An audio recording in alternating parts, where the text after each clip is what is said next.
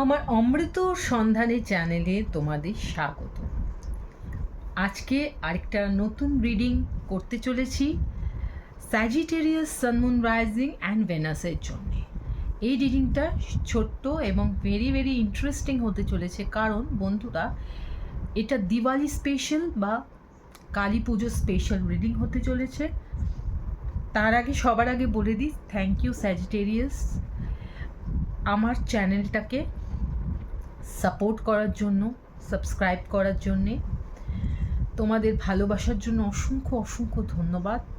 আশা করব যারা এখনও সাবস্ক্রাইব করোনি আমার চ্যানেলটাকে তারা সাবস্ক্রাইব করে দেবে এবং নোটিফিকেশন বেলটা টার্ন অন করে রাখবে, যাতে আমার নতুন রিডিং এলে আবার তোমরা সেটা দেখতে পাও। তো বন্ধুরা, Sagittarius sun moon rising and Venus, এই যে দিওয়ালি টাইমটা আসছে বা কালী পুজোর টাইমটা আসছে, আমরা সবাই জানি যে এই টাইমে নেগেটিভ শক্তির একটা প্রভাব আমরা দেখতে পাই এবং এই সময়টা নেগেটিভ শক্তিকে জয় করার সময় এবং অবশ্যই পজিটিভ শক্তির আরাধনার সময়। তাহলে আমার রিডিংটা এই বিষয়বস্তুর ওপর কেন্দ্র করে যে এই সময় যে তোমাদের অবচেতন মনে বা সাবকনশিয়াস মাইন্ডে যে নেগেটিভ এনার্জিগুলো আসতে চলেছে সেগুলো কি কি হতে চলেছে এবং সেগুলোকে আমরা কিভাবে ডিল করব। তাছাড়াও আমরা দেখব যে এই সময় মা কালী বা পজিটিভ এনার্জি, তোমরা যে পজিটিভ এনার্জিরই আরাধনা করে থাকো না কেন, সেই পজিটিভ এনার্জি এই সময় তোমার জন্য কি কি ব্লেসিংস এনে দিচ্ছে। তো চলো আর সময় নষ্ট না করে দেখা যাক কি কি নেগেটিভ এনার্জি এই সময় তোমার মনে দানা বাঁধতে চলেছে। প্রথমটাই হলো সেলফ কম্প্যাশন, নেক্সট হলো ইমোশনাল রিলিজ, থার্ড হলো নো বাউন্ডারিজ। তো স্যাজিটেরিয়াস আমরা যেটা দেখতে পাচ্ছি যে এই সময়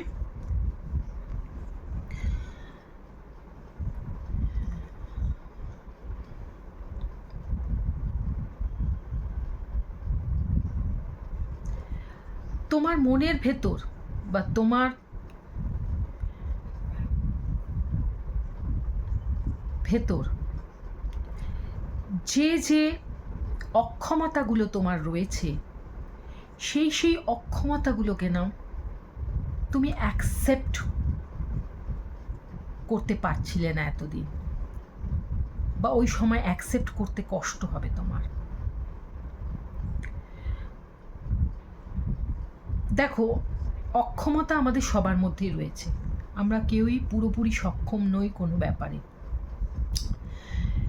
আমি যদি আমার ভেতর ইমপারফেকশন না থাকে, আমি যদি সব কিছুতে পারফেক্ট হই, তাহলে কিন্তু আমি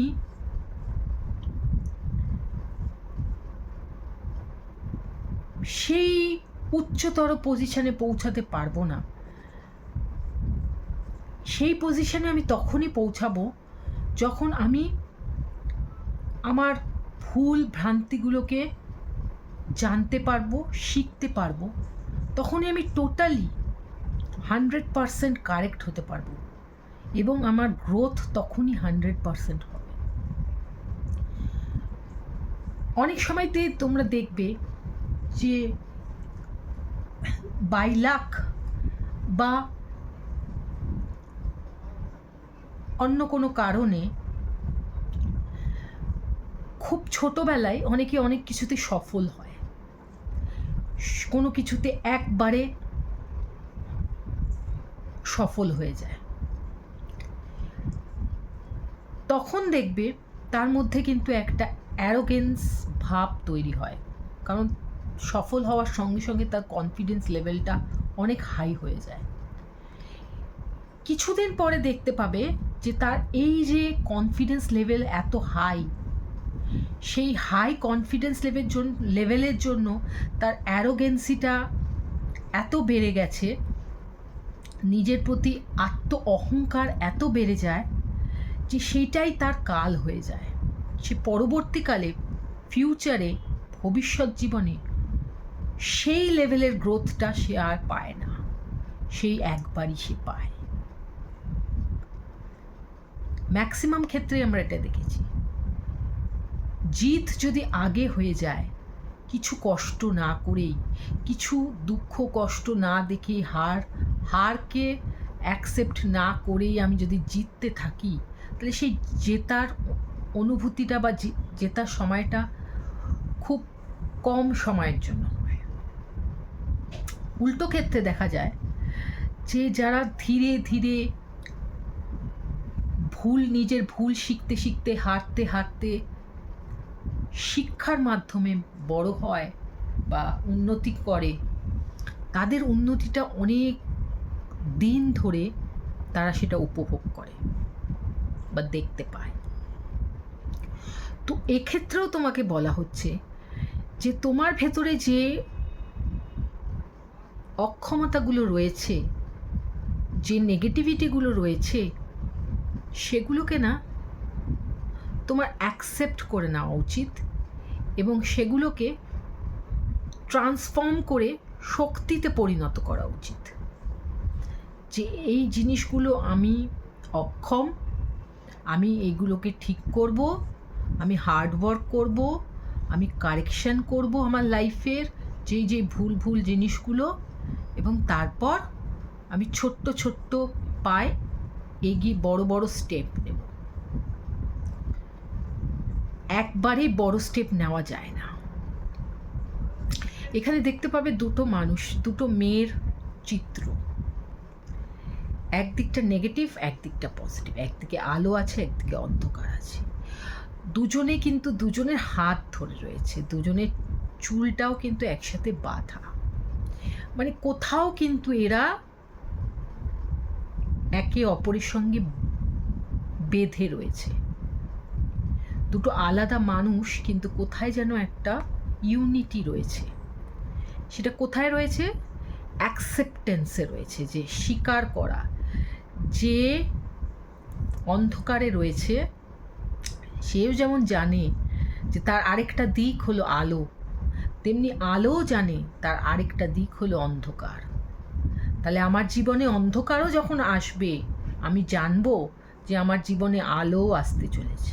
আবার আমার জীবনে আলো যখন আসবে, আমাকে এটাও অ্যাকসেপ্ট করতে হবে যে একদিন অন্ধকারও আসবে। তাহলে এই যে অ্যাকসেপ্টেন্সটা, নিজের মধ্যে যে ভুল ভ্রান্তিগুলো আছে সেটা অ্যাকসেপ্ট করা, যে দুঃখ কষ্ট জীবনে আছে সেটাকে অ্যাকসেপ্ট করা, এই যে মাইন্ডসেটটাকে তৈরি করা, পজিটিভ মাইন্ডসেটে নিজেকে রাখা, এটাই কিন্তু তোমার উন্নতিতে সবথেকে বেশি হেল্প করবে। এবং কামিং যে কালী পুজো বা দিওয়ালিতে আমরা দেখছি যে এই বিষয়টার ওপরেই তোমায় বিশেষভাবে নজর দিতে হবে, যে তুমি যাতে তোমার মনটাকে এইভাবে তৈরি করো যে তুমি দুঃখ যখন হবে তখনও ভরসা হারাবে না, আনন্দের মুহূর্ত আসার অপেক্ষা করবে, এবং তোমার জীবনে যখন আনন্দ আসবে তখনও এটা ভুলে যেও না যে দুঃখ আসতেও পারে এবং সেটাকে কিভাবে ডিল করতে হবে। Next, emotional release. তোমার ভেতরে যে দুঃখ কষ্টগুলো আছে না স্যাজিটেরিয়াস, সেগুলো এই কামিং কালী পুজো দিওয়ালিতে বার করে ফেল। প্রচুর দরকার হলে চিৎকার করে কাঁদো, চিৎকার করো। সবসময় সবাই চিৎকার করে বা কেঁদে দুঃখ কষ্টগুলো বার করতে পারে না, নানা রকমভাবে বার করে, যেভাবে তোমার সুবিধা।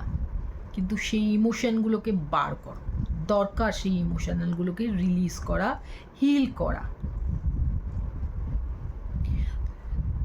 তুমি যদি সেগুলো নেগেটিভিটিগুলোকে তোমার মধ্যে থেকে বার নাই করতে পারো, ইমোশনগুলোকে ইমোশনস কিন্তু আমাদের জীবনে একটা বিরাট বড় নেগেটিভ, একটা নেগেটিভিটি হলো ইমোশন। ইমোশনকে আমরা কন্ট্রোল করতে পারি না, ইমোশন উল্টো আমাদের কন্ট্রোল করে ফেলে। সেজন্য আমাদের কি হয়, মাঝে মাঝে ইমোশনকে রিলিজ করতে হয়, যাতে আমার ভেতরে আবার কনফিডেন্সটা গ্রো করে, নতুন কিছু আমার মধ্যে আবার আসে। সেজন্য আমাকে ভাঙতে হয়। এটা হলো ভাঙা। কান্না, রাগ, চিৎকার, এই দিয়ে আমি আমার মনের ভেতরের নেগেটিভিটিগুলোকে বাইরে বার করছি, উগড়ে দিচ্ছি, ভেঙে দিচ্ছি, চুরমার করে দিচ্ছি, যাতে আমি আবার নতুন করে করতে পারি নিজেকে। দেখবে কান্না পরে একটা অদ্ভুত রিল্যাক্সেশন হয়, ভীষণ শান্তি হয় মানসিক। মনে হয় যেন কি যেন মনের ভেতর থেকে বেরিয়ে গেল, যেটা এতদিন চাপা হয়েছিল, কষ্ট দিচ্ছিল, সেটা এবার বেরিয়ে গেছে, আর সেটা সেইভাবে কষ্ট দেবে না। এবার মনের ভেতর কনফিডেন্স ঢুকবে, আশা ঢুকবে, পজিটিভিটি ঢুকবে। নেক্সট হচ্ছে নো বাউন্ডারিজ। আমাদের জীবনে বাউন্ডারিটা না ভীষণ ইম্পর্ট্যান্ট। বাউন্ডারিটা কি, যে আমি কোন জিনিসটা কতটা করব, আমি কারোর সঙ্গে ঠিক কতটা লেভেলে বন্ধুত্ব করব, আমি আমার চাকরি ক্ষেত্রে কতটা নিজেকে ডিভোট করব। এই যে বাউন্ডারিটা, এটা জানাও একটা বিশাল ব্যাপার। আমাদের অনেকেই কিন্তু বোঝেই না যে সে তার বাউন্ডারিটা কোথায় কাটবে, কোথায় গিয়ে সে শেষ করবে, কোথায় সে শুরু করবে, এটাই সে বোঝে না।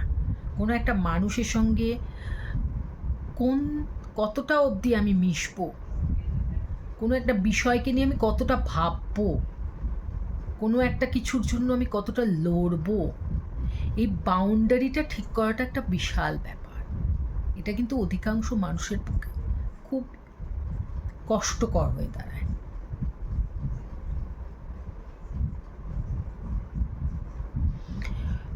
তোমাকে এটা বুঝতে হবে স্যাজিটেরিয়াস, যে তুমি উদার হয়ে সব কিছু দিয়ে দিলে হবে না।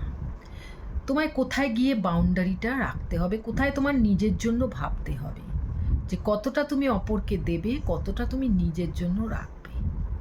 তুমি উজাড় করে নিজের সমস্ত কিছু একজনকে দিয়ে দিলে, তারপর সে তোমার জীবন থেকে চলে গেল, তখন তুমি কান্নায় ভেঙে পড়ছো, নিরাশ হয়ে যাচ্ছ, দেখছো যে তুমি নিজের কাছে কিছুই রাখোনি, সবই তুমি দিয়ে দিয়েছো। তো এটা তো কোনো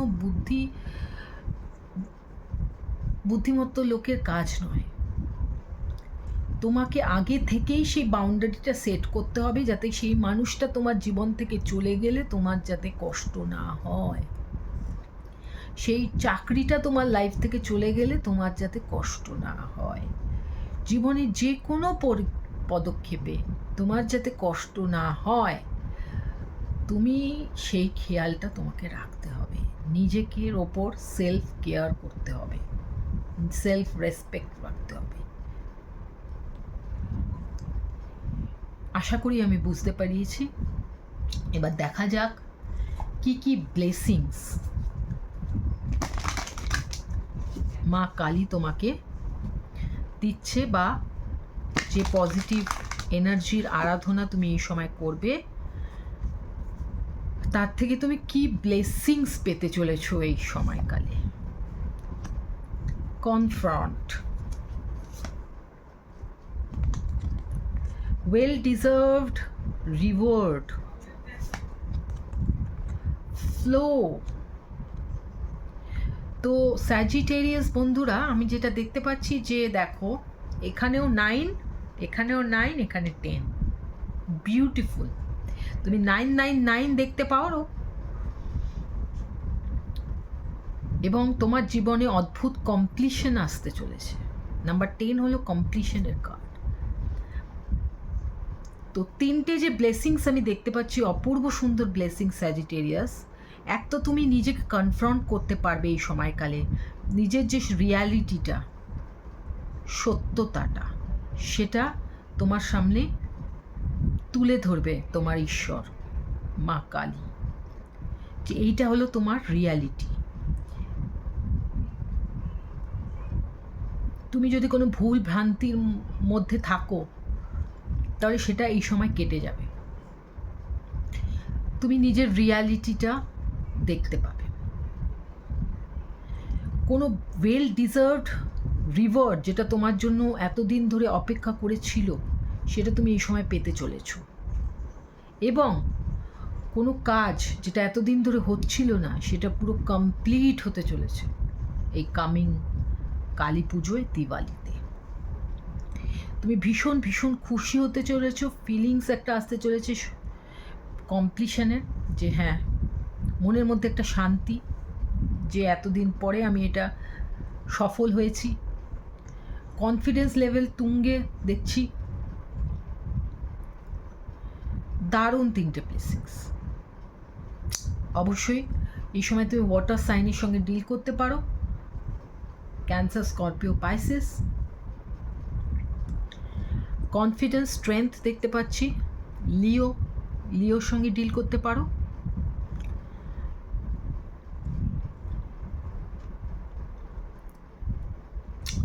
তো স্যাজিটেরিয়াস বন্ধুরা, আই হোপ যে আমার রিডিংটা থেকে তোমরা উপকৃত হবে। আমি এরকম ছোট্ট ছোট্ট রিডিং করছি যাতে তোমাদের ইন্টারেস্ট থাকে, তোমরা বুঝতে পারো, জিনিসটা কম্প্যাক্ট হয়। আশা করব এরকম রিডিং তোমরা আরও চাইবে। যদি চাও প্লিজ কমেন্ট বক্সে লেখো এবং লাইক করো আমার রিডিংটাকে। সাবস্ক্রাইব তো অবশ্যই করবে, নোটিফিকেশান বেলটা টার্ন অন করে রাখবে। আমি এরকম আরও নতুন নতুন রিডিং নিয়ে আসতে চলেছি। ততক্ষণ তোমরা সুস্থ থেকো, ভালো থেকো, আনন্দে থেকো। আবার দেখা হচ্ছে নেক্সট রিডিংয়ে। Tata, bye by.